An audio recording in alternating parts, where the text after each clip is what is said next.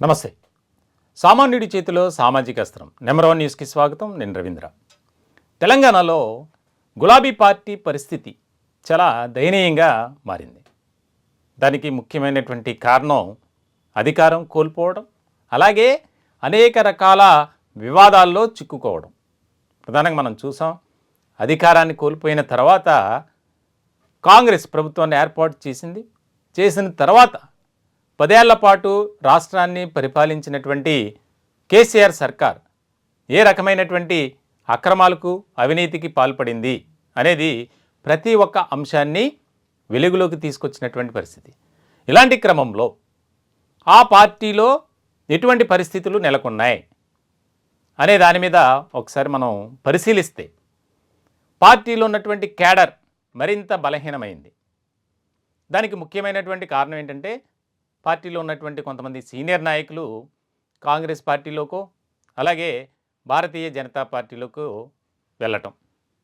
ఇదిలా ఉంటే కేసీఆర్ కుమార్తె అరెస్టు, కేటీఆర్పై అనేక రకాలుగా అవినీతి ఆరోపణలు, ప్రధానంగా ఫోన్ ట్యాపింగ్ వ్యవహారం, కాళేశ్వరం ప్రాజెక్టు, అలాగే Telangana state public service commission దానికి సంబంధించినటువంటి అక్రమాలు, ఇవన్నీ ఒక్కొక్కటిగా వారిని తలమునకలు చేసిందనే చెప్పాలి.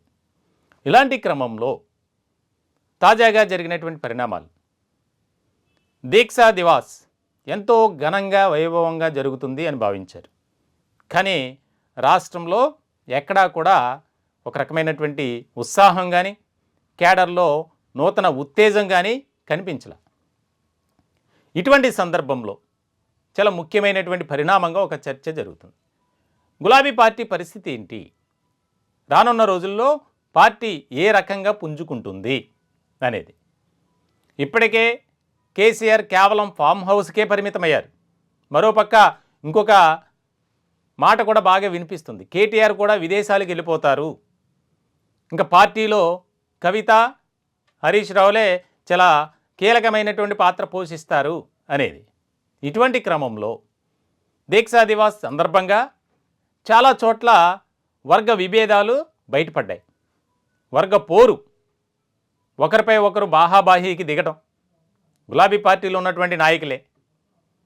ఇలాంటి సందర్భంలో అసలు ఏం జరుగుతుంది, పార్టీలో ఉన్నటువంటి నేతల మధ్య ఈ పరిస్థితులు ఎందుకు వచ్చాయి అనే దాని మీద ఫోకస్ పెట్టారట గులాబీ దళాధిపతి కల్వకుంట్ల చంద్రశేఖరరావు. దాని మీద ఒక రివ్యూ నిర్మించారట. కొంతమంది నాయకుల అభిప్రాయాలు తీసుకున్నారు, ఎందుకు ఇలా జరుగుతుంది అని.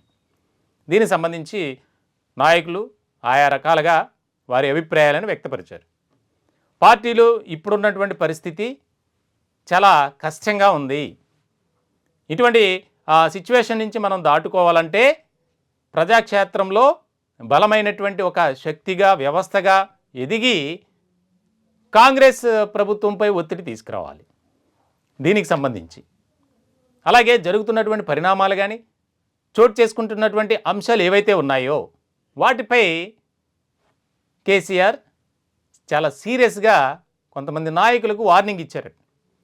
ఇప్పటికే ఆ పార్టీలో ఉన్నటువంటి క్యాడర్ని కాపాడుకోవటానికి కేసీఆర్ అనేక రకాలుగా బ్రతిమలాడాల్సి వస్తుంది, పిలిపించుకుని మాట్లాడాల్సి వస్తుంది.